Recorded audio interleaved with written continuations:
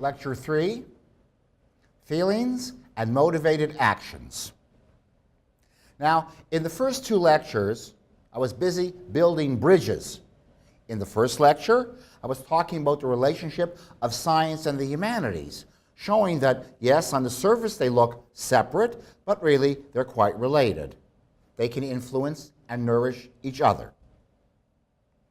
In the second lecture, I was talking about the challenges that we face as psychologists and researchers, building bridges between everyday life experiences and the worlds people live in, on the one hand, and the kind of theorization and research that we do on the other. I talked about ecological validity. The work that we do in psychology and in our laboratory has to have a meaningful relationship to events in everyday life, whether we're talking about psychology or the arts.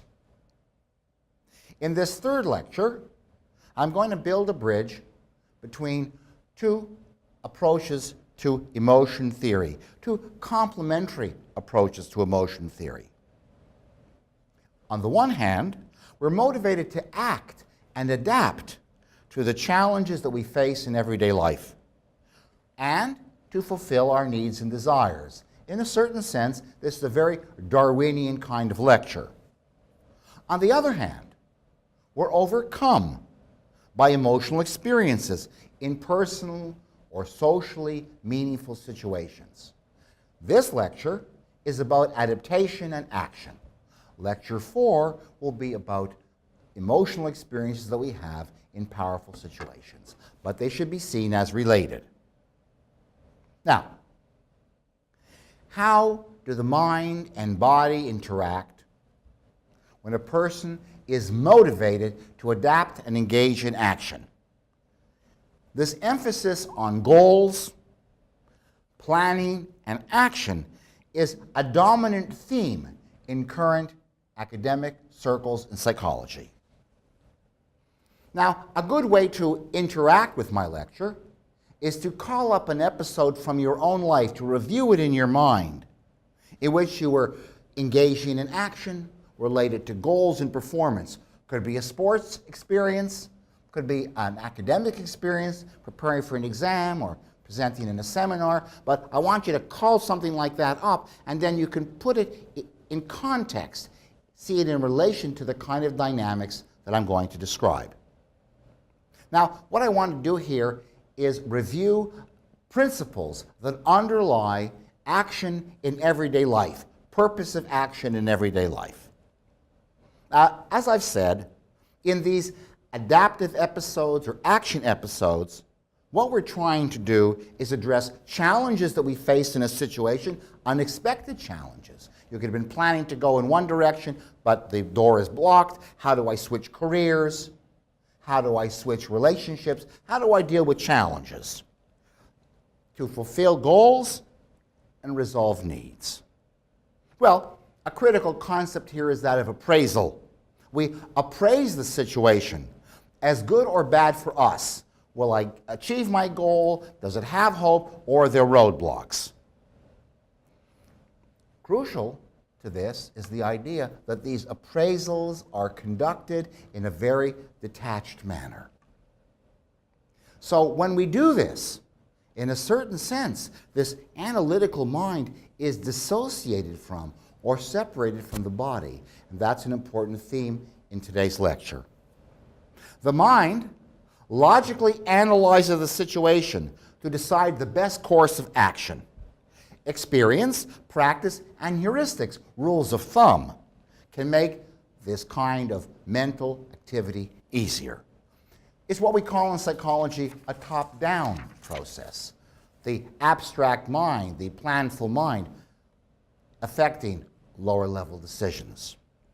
What is the body doing in this dissociated situation where the mind is logically analyzing and the body is providing a source of arousal or excitation? It provides the energy that helps us focus our attention so actions can unfold in a smooth and effective manner. We need a moderate level of excitation because too much or too little gets in the way of clear thinking and proper execution.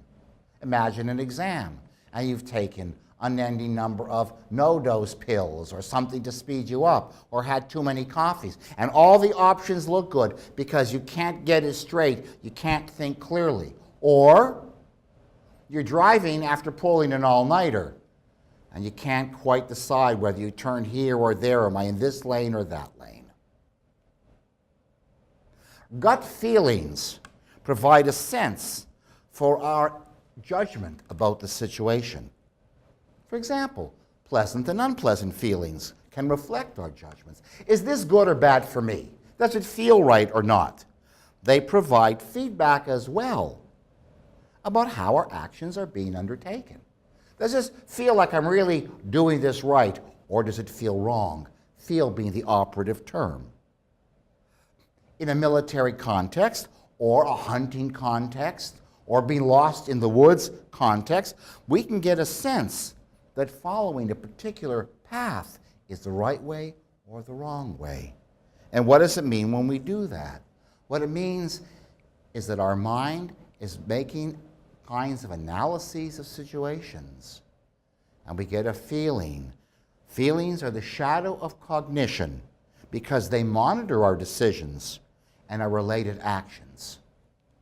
The body gets a sense for the situation and how it's unfolding before the mind can explain why. It's a very important point. The more experienced you are, the more these gut feelings can give you wise counsel about how to undertake your actions. Now, it's also important to note that when we are engaging in planful actions, when we are adapting, when we are purposive, there's also the active inhibition of emotional reactions so they don't get in the way. We all have friends who in situations of stress or ourselves become too emotional, and we know we have to set it aside because it's having a deleterious effect on our judgment. But when we inhibit our emotions, we can also pay a price. See? Because this kind of suppression that we're aware of, or repression that happens automatically, can spill over into symptoms that present in other sides of our life. Emotions can transform into symptoms. And we have a trade-off between expression and inhibition. The more we inhibit ourselves, the more that we can have an ulcer, for example. Remember that this is a very rational and mechanical process that I'm describing. In its extreme, we're talking about the type A person who is purpose and goal-oriented, action-oriented, achievement-oriented, outcome above all. But we know that they pay a price because while focusing on action, they're forgetting perhaps the emotional world of people around them or of their own. So that's the action model. Mind is separated from body. Emotion is inhibited. We want to be very rational. The body provides energy and helps us focus. There's a historical tradition associated with this in Western psychology. And I'm going back 300 years to the British establishment and Enlightenment. The focus there in the Enlightenment was on the, quote, moral regulation of human behavior, where the word moral has to be underscored. Passions had been associated with earlier religious ideas about what governed or interfered moral behavior. Passions could overcome us. And interestingly, before we began to speak about emotions as a regular construct in the 1700s, good and bad were seen as qualities in the world, religiously tinged qualities in the world, moral qualities in the world. Emotion was seen as a disturbance of the mind, which could interfere with proper moral behavior. They can get in the way of behaving rationally and willfully. Here you see how the action model has a philosophical history.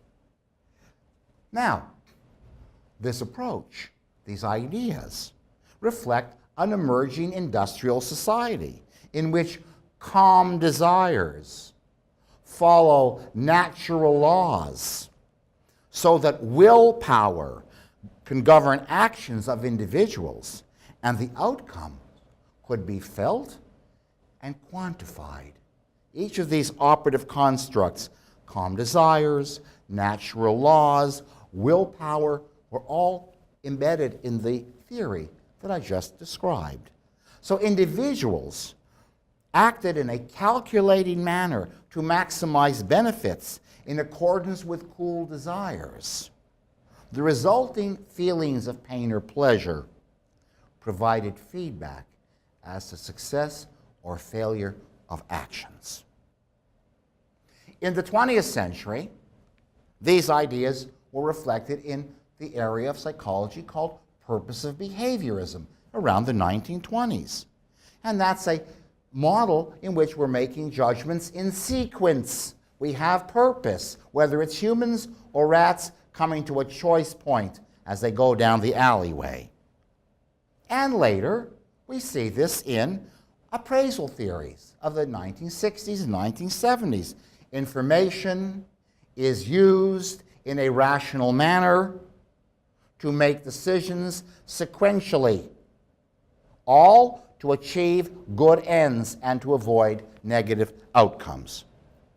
In cognitive behaviorism, the formula is emotion equals cognition plus arousal.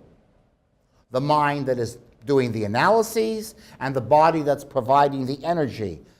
In the mind-body relations, as I said earlier, they're dissociated. The bodily state is above threshold, an important concept in my book, because above threshold means you notice it. You notice that you're frazzled. You notice that you have butterflies in your stomach. You notice the hyper-energetic state that you're in. It stands out, just as you notice bodily symptoms in a medical context. And because it is difficult to identify all our symptoms, they can energize us, but worry us. The experimental paradigm in psychology that goes hand in hand with this was developed by Gregorio Marignon, who was a very important physician and literary scholar in Spain in the early part of the 20th century. And he gave his patients injections of adrenaline that sped them up. And some people just felt the zzz of the adrenaline. And for other people, they had emotional experiences because they remembered people in their families who were ill or some kind of stressful situation. So giving this injection of adrenaline made a bodily state salient because you felt it. Stanley Schachter, very important psychologist, 1960s, 1970s, whose tradition has continued among a whole host of professors at the University of Toronto, for example. He gave his subjects injections of epinephrine to speed them up and looked at the process of how people make decisions about their bodily states and are influenced by people around them in comparable situations. But here's the point. The bodily state changes. We notice it. And this is part of this formula. Cognition and arousal is emotion.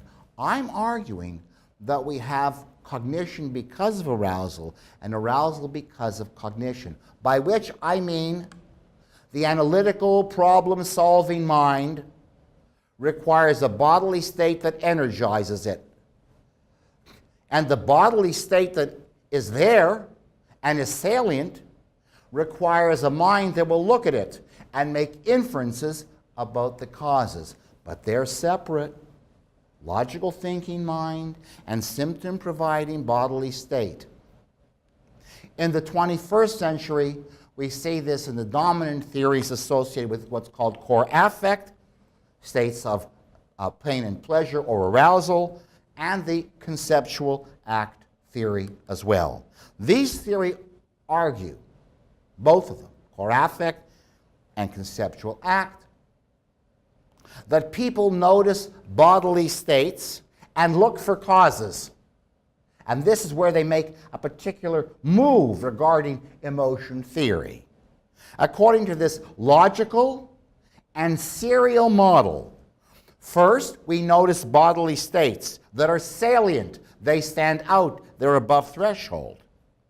And then we identify them as emotions given the situation and the language in our culture that helps us identify them. That's the model. Bodily states are noticed. We look around for information to help us identify them. The appropriate information is used to label them as emotions of happy or sad, etc. This is a sequential or serial rational model. My criticism is this. These models do apply to an account of adapting to challenges and motivated, willful actions going back 300 years to the Enlightenment. They're about motivation. They're about action orientation, action tendencies. But to the extent that these theories derive from experimental operations like giving injections where the bodily states become aroused, they're subject to the ontological trap that I discussed in Lecture 2. In the ontological trap, we identify emotional states with operations done in the lab. It's a leap. Phenomena in the world, real emotional experience in the world, are seen as identical to certain hypothetical constructs, certain ideas in the minds of psychologists, which have all kinds of hidden assumptions. Emotions, as situated phenomena that are experienced by people, can be lost in empirical translation. So in sum, the point is this. We have a long tradition in the West that we see in Darwin, having to do with how we adapt to challenges in our environment and fulfill our goals and needs. It requires a rational strategy of the planful mind. The role of the body is to provide energy and facilitate focus. Too much energy, it's difficult to think. Too little energy, you can't do it either because you're almost unconscious. But this is not about emotion. This is about survival and adaptation. In Lecture 4, I turn to the theme of emotional experience as such. Thank you.